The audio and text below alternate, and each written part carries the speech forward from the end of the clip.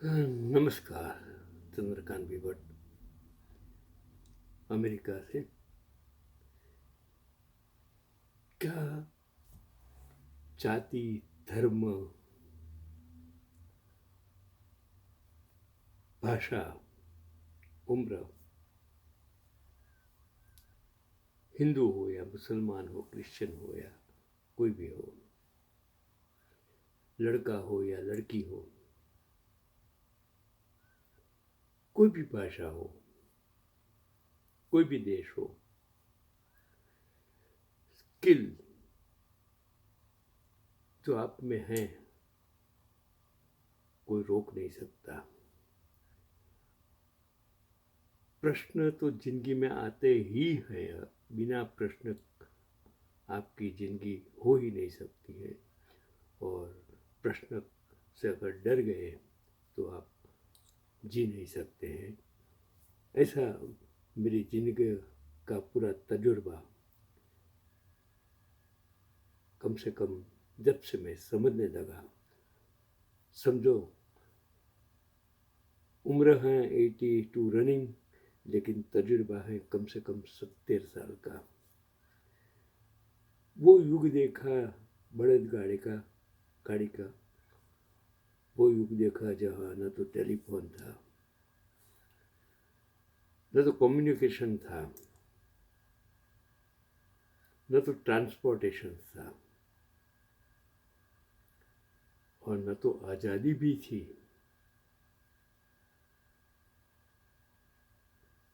1944 में जन्मा इंसान हिंदुस्तान में जन्मा 1947 के बाद भारत में, और अमेरिका का नागरिक बना 2013। सब कुछ देखा, दुनिया देखी, लेकिन यही टेक्सटाइल में काम किया बिना डिग्री, टेक्सटाइल की क्लासेस जगत में 42 ईयर्स काम किया, पढ़ाया लड़कों को। टैलेंटेड लड़के जो आज पूरे विश्व में डॉक्टर्स हैं, इंजीनियर्स हैं, सब कुछ है। न तो बैंकिंग का अनुभव, बैंक में एमडी बना, लायंस कप में 3-4 लायंस क्लब में सेक्रेटरी रहा, यहाँ अमेरिका में इंडो अमेरिकन एसोसिएशन में मंत्री रहा। क्या नहीं किया।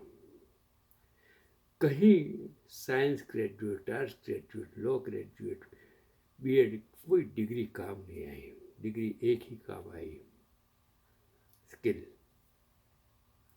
यही स्किल मैं आपको बताना चाहता हूँ कि भारत की एक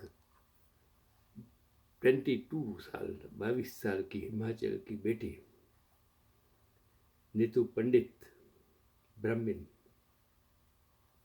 ने मैंने जो पढ़ा कि ने वो कर दिखाया जो लोग सोच भी नहीं सकते। मैंने पढ़ा वो आपको बोलता हूँ। सनसौ गांव की नीतू आज 16 टायर वाले 35 टन के भारी ट्रक को बेखौफ हाईवे पर दौड़ाती है। देखो उसकी हिम्मत देखिए। बचपन में पापा के साथ रहते रहते ड्राइविंग का शौक जागा। एयर होस्टेस बनने का सपना था, लेकिन 2021 में नौकरी छूटने के बाद पापा का काम संभाल लिया। समाज की बातें, रुकावटें, सबको नज़रअंदाज कर बिना ट्रेनिंग और कोच के सिर्फ हिम्मत और मेहनत से ट्रक चलाना सीखा। 2022 से वह प्रोफेशनल ड्राइवर बन गई है और पापा का कारोबार भी चला रही है। आज उनके पास हैवी लाइसेंस है और वह देश की लाखों बेटियों के लिए, पूरा भारत के लिए नहीं, पूरी दुनिया के लिए वो हौसले का मिसाल है। मैं उसको सलाम करता हूँ, उसके जज्बे को सलाम करता हूँ। आपको कहता हूँ, सीखिए, इन लोगों से सीखिए। ब्राह्मण है फिर भी ट्रक चलाती है, लड़की है फिर भी ट्रक चलाती है, और आप नौकरी ढूंढते हो। सरकार नौकरी देने वाली नहीं है, ये तो आपको पैसे से ताकत धंधा करने वाले लोग आज संसद में बैठे हैं, समाज देश में बैठे हैं, संस्थाओं में बैठे हैं। आप वो कुछ देने वाले नहीं है। वो चला गया जना तो देश की सेवा के लिए, आज़ादी के लिए जवाहरलाल नेहरू, सरदार और गांधी, वो ज़माना चला गया। आज वो ज़माना है, इन लोगों को गाली देते हैं। चलो छोड़ो, मैं एक और आपको बात बताता हूँ। जो मैंने कहा कि हिंदू हो या मुसलमान हो या मजहब हो, कोई भी, तो भाषा मजहब की मोहताज नहीं होती। भाषा मजहब की मोहताज नहीं होती। इस विचार को साकार कर दिखाया है किसने? एक मुस्लिम अब्दुल अहमद लड़के ने। देखिए, मैं मुस्लिम लड़के की बात करता हूँ। हम ये कहते हैं कि जो ग्रंथ होते हैं, जो भाषा होती है, वो धर्म के साथ नहीं, गलत चीज़ है। भाषा कोई भी हो, कोई भी इंसान बोल सकता है, कोई भी इंसान सीख, उसमें जाति धर्म कुछ नहीं आता है। तो जो अब्दुल अहमद ने, जिन्होंने संस्कृत भाषा में देश भर के छात्रों के बीच अपनी अद्वितीय प्रतिभा का परिचय देते हुए अखिल भारतीय सरल संस्कृत परीक्षा में तीसरा स्थान प्राप्त किया है। मुस्लिम लड़का और संस्कृत भाषा, और उसमें तीसरा स्थान। इस परीक्षा का आयोजन भारतीय विद्या भवन मुंबई द्वारा किया गया था, जिसमें कुल 3,824 मीन्स 3824 छात्र छात्राओं ने हिस्सा लिया। अब्दुल अहमद को यह सम्मान श्री शंकराचार्य संस्कृत महाविद्यालय नई दिल्ली केंद्र से प्राप्त हुआ है। आप जानिए शंकराचार्य कौन है, जो हिंदू धर्म का के लिए, जिसने सब कुछ दे दिया हिंदू धर्म बचाने के लिए। वो हिंदू धर्म की बात जिस शंकराचार्य से जुड़ी हुई है, वो श्री शंकराचार्य संस्कृत महाविद्यालय से नई दिल्ली से ये अब्दुल अहमद को ये सम्मान मिलता है। छोड़िए ये मजहब की बात, छोड़िए। यह परीक्षा किसी एक स्कूल या राज्य तक सीमित नहीं थी, बल्कि देश के विभिन्न हिस्सों से संस्कृत प्रेमी विद्यार्थियों ने इसमें भाग लिया।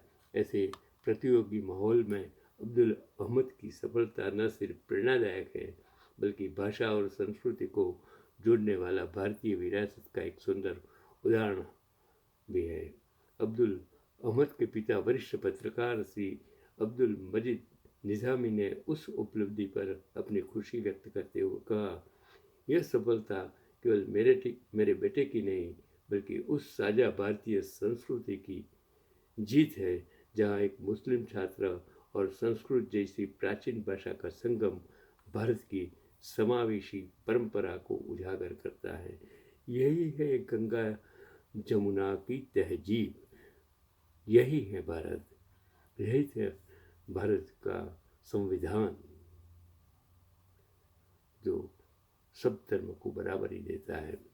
उन्होंने आगे कहा कि यदि शिक्षा को धर्म और संकीर्ण सोच से मुक्त कर दिया जाए, तो छात्र अपनी प्रतिभा से हर क्षेत्र में ऊंचाई छू सकते हैं।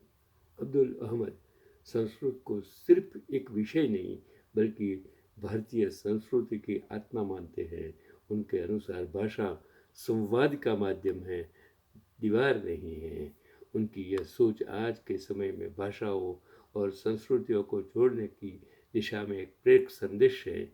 यह उपलब्धि भी दर्शाती है कि यदि छात्रों को खुला और समावेशी शैक्षणिक माहौल मिले, तो वे किसी भी क्षेत्र में उत्कृष्टता प्राप्त कर सकता है, चाहे वह भाषा हो, साहित्य हो, विज्ञान हो या तकनीक।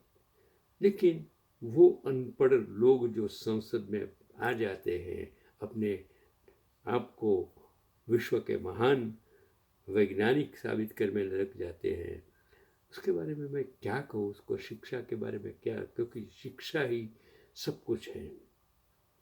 शिक्षा ही समाज को आगे ले जा सकता है। और अब्दुल अहमद की यह सफलता देश के उन सभी युवाओं के लिए प्रेरणा है जो सीमाओं से परे सोचने का साहस रखते हैं।